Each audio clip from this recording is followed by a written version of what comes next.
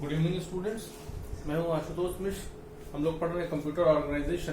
पिछली क्लास में हम लोगों ने स्टार्ट किया था कॉम्बिनेशनल सर्किट। बेसिकली कहें तो कॉम्बिनेशनल सर्किट और सीक्वेंशियल सर्किट के डिफरेंस से क्लास प्रारंभ हुई थी, जहां पे हम लोगों ने बताया था, मैं थोड़ा सा रिकॉल कर देता हूं। कॉम्बिनेशनल सर्किट एक ऐसी सर्किट है जिसमें आउटपुट केवल प्रेजेंट इनपुट पर निर्भर करता है, जबकि सीक्वेंशियल सर्किट की यह बात थी कि वो प्रेजेंट इनपुट के साथ साथ लास्ट आउटपुट पर भी निर्भर करता है। जिस लास्ट आउटपुट को हम लोग किसी न किसी मेमोरी एलिमेंट पे यानी कि रजिस्टर में स्टोर करके रखते हैं और फिर उसको फीडबैक के रूप में कॉम्बिनेशनल सर्किट में हम इनपुट देते हैं। तो वहां पर वो कॉम्बिनेशनल सर्किट जिसमें आप इनपुट भी मिल रहा है और फीडबैक भी आपने लगाया है। अब जो ये बन गया, क्या बन गया? अब ये सीक्वेंशियल सर्किट बन गया। आपने प्रेजेंट इनपुट के साथ साथ आपने पास्ट आउटपुट को भी कहीं स्टोर करके रखा था, उसको आप एज एन इनपुट यूज कर रहे होते हैं। उसके बाद हम लोगों ने कॉम्बिनेशनल सर्किट, किसी गिवन कॉम्बिनेशनल सर्किट के एनालिसिस करना देखा और एनालिसिस करने के बाद जो आउटपुट है, आउटपुट फंक्शन निकाला, लेकिन with the help of Boolean algebra. आज हम लोग फिर से कॉम्बिनेशनल सर्किट के एनालिसिस ही करते हैं, जैसा कि मैंने पिछली क्लास में आपसे वादा किया था। लेकिन आज हम लोग जो आउटपुट एक्सप्रेशन निकालेंगे वो with the help of truth table होगी। ठीक है, तो आइए देखते हैं। जब पिछली क्लास में जो एग्जाम्पल लिया था उसी एग्जाम्पल को मैं कंटिन्यू करता हूं। गेट्स हैं, लेवल ऑलरेडी किए हुए हैं। ठीक है, आपके पास आउटपुट फंक्शंस कौन कौन? F1 और F2। F2 के लिए गौर करिए, वो डायरेक्टली इनपुट पर ही निर्भर कर रहा है। ठीक है, जबकि F1 निकालना है तो F1 इंटरमीडिएट रिजल्ट उसको T1 भी चाहिए, T3 भी चाहिए।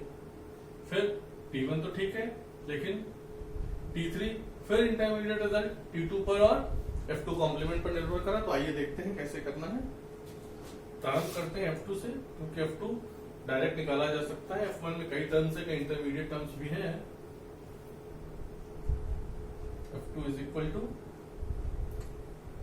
आउटपुट कहाँ है? और गेट का। और गेट में इनपुट्स कौन कौन से आ रहे हैं? A B, A C and B C. और गेट है symbol plus A B plus A C plus B C. ठीक है, क्वेश्चन तो सॉल्व हो गया है। F2 की अगर बात करें तो F2 आउटपुट आपके पास मौजूद है। ठीक है, अभी इस पे थोड़ा डिस्कशन और करूंगा जब मैं ट्रुथ टेबल पर आ रहा हूँ। फॉर द टाइम बीइंग छोड़ते हैं इसको। फिर आइए बात, आपको निकालना है इसके बाद F1। ठीक है, F1 किस पर निर्भर कर रहा? T1 T3 पर। और गेट है T1 प्लस T3। ठीक है,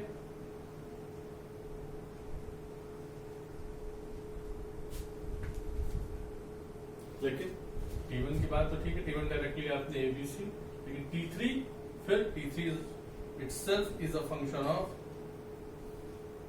F2 complement dot T2।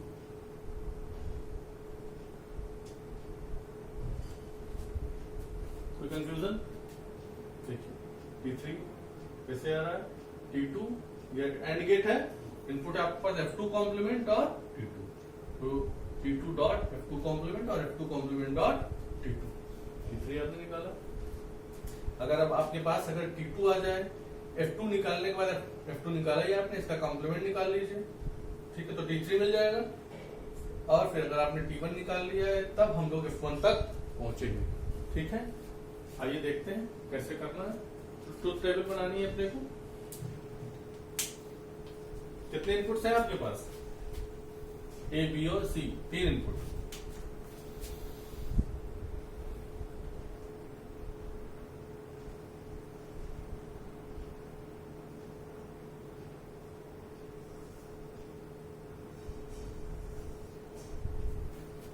पहले डिस्कस हो चुका है। तो कितने कॉम्बिनेशन बनेंगे? अगर नंबर ऑफ इनपुट्स को हम लोग n मान ले, overall combination 2 raised to the power n, या inputs 3, 2 raised to the power 3 means 8। 8 combinations बनेंगे। आप तो अपनी मर्जी से लिख सकते हैं, लेकिन अगर बाइनरी नंबर में आपको बाद में कंफ्यूजन हो सकता है तो मैंने एक पैटर्न ऑलरेडी आपके साथ डिस्कस किया हुआ है। आप उस पैटर्न को फॉलो करेंगे तो ये गलती आपके साथ बार बार नहीं होगी। 2 raised to the power 3, 8 combination. ठीक, 8 हाफ कर लीजिए, कितना हुआ? 4। 4 टाइम्स 0, फिर 4 टाइम्स 1, ठीक है। 4 का हाफ 2, 2 टाइम्स 0, 2 टाइम्स 1, 2 0, 0 का हाफ करिए 1, सॉरी 2 का हाफ करिए 1, 0 1 0 1 0, आपके 8 कॉम्बिनेशंस तैयार। बारी बारी, सबसे पहले F2 आसान है, आप F2 लिख लीजिए। लेकिन F2 ट्रुथ टेबल में इंप्लीमेंट करने के पहले आपको कुछ खास बात देखनी पड़ेगी। वो क्या है? F2 निर्भर कर रहा है किस पर? A, B और C। देखिए 3 वेरिएबल्स पर हर टर्म, जबकि यहाँ क्या है? यहाँ देखिए C मिसिंग, यहाँ B मिसिंग, यहाँ A मिसिंग। तो ट्रुथ टेबल में इंप्लीमेंट करने के लिए आपको इसको मिन टर्म्स में लिखना होगा। आउटपुट के लिहाज से F2 ये कंप्लीटेड है F2, ठीक है। लेकिन अगर आपको जो ट्रुथ टेबल में इंप्लीमेंट करना है तो आप इसको इसके मिन टर्म में लिख लीजिए। डायरेक्ट लिखना मैंने बताया है। यहाँ C मिसिंग है तो AB के साथ एक बार C और एक बार AB के साथ C कॉम्प्लीमेंट। यहाँ B मिसिंग है तो AC के साथ एक बार B और एक बार B कॉम्प्लीमेंट। यहाँ A मिसिंग है तो एक बार A BC के साथ और एक बार A कॉम्प्लीमेंट। देखिए कैसे है, AB है ही, इसके साथ एक बार C कॉम्प्लीमेंट और एक बार C, ठीक है। देखिए B मिसिंग है तो A B कॉम्प्लीमेंट C, फिर ठीक है। A मिसिंग है, A complement BC plus ABC। लेकिन पहले भी आपको बताया गया है, कोई भी टर्म एक से ज्यादा बार आप यहां एक्सप्रेशन में नहीं लिखेंगे। देखिए ABC कॉम्प्लीमेंट, ये तो एक ही बार है, लेकिन ABC गौर करिए कई बार, ठीक है। जो आता जाए चिन्हित कर ली ताकि भूल लेना। ABC कॉम्प्लीमेंट ये हो गया। कहीं और है ABC कॉम्प्लीमेंट? नहीं। AB complement C, AB complement C, फिर A कॉम्प्लीमेंट BC। ये आपके पास टर्म F2 आ गया। तो 3 टर्म मिले आपको। कौन कौन F2 में? अच्छा ABC तो लिखा ही नहीं हम लोगों ने। सारे एक बार तो लिखेंगे ही ना। 1 2 3 बार आया, एक बार भी हम लोगों ने लिखा है।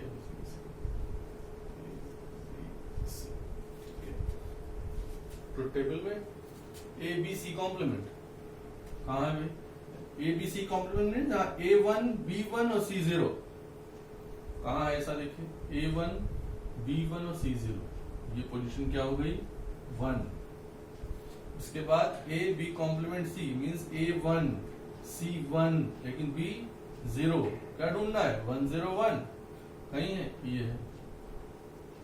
इसे देखिए क्या? A complement BC, A complement means 0 B1 C1 0 1 1 कहाँ है?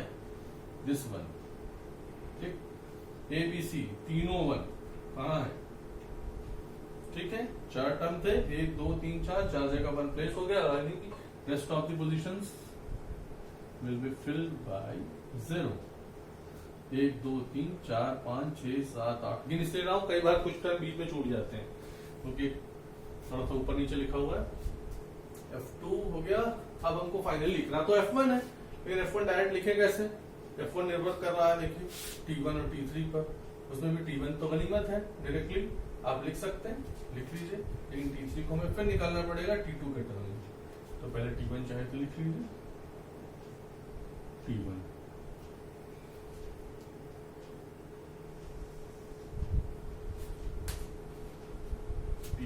T1 क्या है? ABC and gate. मतलब कब? जब ABC तीनों ट्रू हो, मींस 1 1 1। कौन सी पोजीशन? ये 1, यहाँ पे 1, बाकी जगह 0, ठीक है। T1 हो गया। T1 के बाद कोई क्रम नहीं है, आप इसकी आवश्यकता है आप लिख सकते हो। T1 हो गया, फिर हमको चाहिए T3, लेकिन T3 डायरेक्ट निकाले कैसे? पहले आपको F2 कॉम्प्लीमेंट और T2 भी चाहिए, तो F2 तो मौजूद है, अपन F2 कॉम्प्लीमेंट यहाँ पर निकाल सकते हैं। F2 कॉम्प्लीमेंट निकाल लीजिए। कैसे निकालेंगे F2 कॉम्प्लीमेंट? कॉम्प्लीमेंट मीन्स जहां पे 0 उसको 1, जहां 1 है उसको 0। 3 0 है तो इसको 1 1 1, 1 है 0 0 है 1, 3 1 है तो 0 0 0। ठीक, F2 कॉम्प्लीमेंट हो गया। क्या बचा? T2। T2 निकाल लीजिए। T2 कहाँ है भाई? T2 ये है।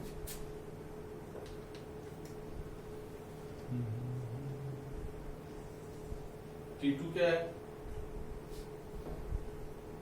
OR गेट, A और B और C, मीन्स तीनों में से कोई भी एक 1 हो तो रिजल्ट ट्रू होगा। यहाँ तीनों 0 है, इसके अलावा बाकी कोई भी आप टर्म देख लीजिए, सब में कम से कम एक 1 या एक से ज्यादा 1 तो है ही, तो देखने की जरूरत ही नहीं।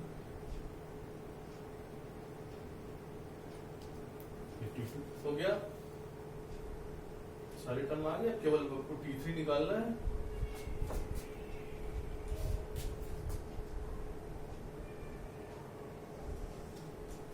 लिख लीजिए। T3 क्या है?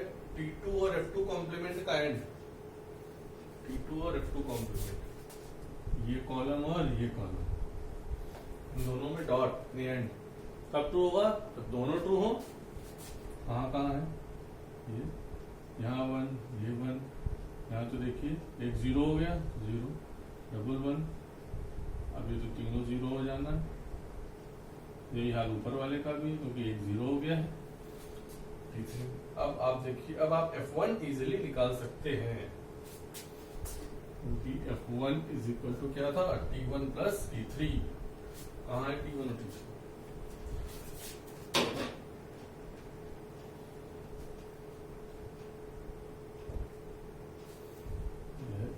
T1 T3, इन दोनों कॉलम को आपको देखना है। कौन सा गेट? और मीन्स कोई भी एक ट्रू हो जाएगा T1 या T3 में से, तो 1 हो जाएगा। देखिए T1 और T3, पहले आप किसी एक कॉलम को पकड़िए, ज्यादा परेशान होने की। मान लीजिए हमने T1 पकड़ा, इसमें तो सब जगह 0 ही है, तो इस T1 के कारण 1 होने वाला कौन है? केवल ये वाला रो। ठीक है, T3 देखिए, T3 का जहां जहां 1 है, यहाँ बस, अब कहीं हो ही नहीं सकता। कर लीजिए, 1 2 3 4 5 6 7 8, फाइनली चला है। F1 को गूगल में लिख लीजिए।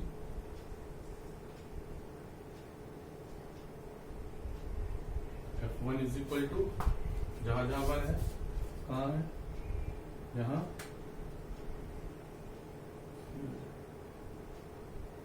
ये 1 2 3 4 5,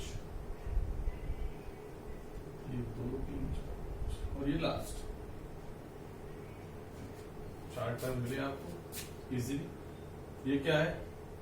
0 0 मीन्स, ये 0 means A complement B complement C, A complement B complement and C, plus ये A complement B C complement, A complement B C complement, A complement B C।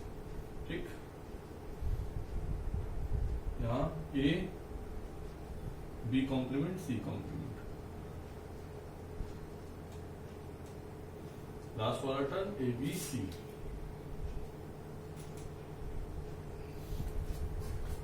पिछली क्लास में आपने जो आंसर निकाला था आप मिला सकते हैं, F1 और F2 सेम आंसर आपको यहाँ पर भी मिला होगा। अब आपको जो विधि आसान लगती हो उससे आप इस तरह के क्वेश्चन को आप सॉल्व कर सकते हैं। ठीक है, that's all about this analysis of combinational circuits. ये तो प्रारंभ ही है कॉम्बिनेशनल सर्किट्स का, अभी हम लोग भूमिका ही बांध रहे हैं। अब बस आगे आने वाली क्लासेस में वेरियस कॉम्बिनेशनल सर्किट्स का डिस्कशन करना है आपको, एडर, सबट्रैक्टर और बहुत सारी चीजें हैं वो हम लोग देखेंगे। हाँ, आपसे एक बात जरूर कहनी है, ऐसा हो सकता है कि जो भी क्लास है इसमें आपको कुछ क्वेश्चंस अराइज हो रहे हों, आपके मन में जो भी प्रश्न हो उसको आप कमेंट के माध्यम से मुझसे पूछ सकते हैं। अगर आप ऐसा करते हैं तो नेक्स्ट वीडियो जब मैं बनाऊंगा तो आपके जो भी क्वेश्चंस हैं उनको मैं पूरी तरह सॉल्व करने की कोशिश करूंगा। अच्छा, ये वीडियो मैं सतत बनाता ही चल रहा हूं, आप कोशिश करें। अगर आपको वीडियो पसंद आ रहा है, आपको चाहिए, तो फिर आप सब्सक्राइब कर दीजिए चैनल और बेल आइकन पर क्लिक कर दीजिए ताकि सतत आपको नोटिफिकेशन आपको मिलता रहे। ठीक है, थैंक यू।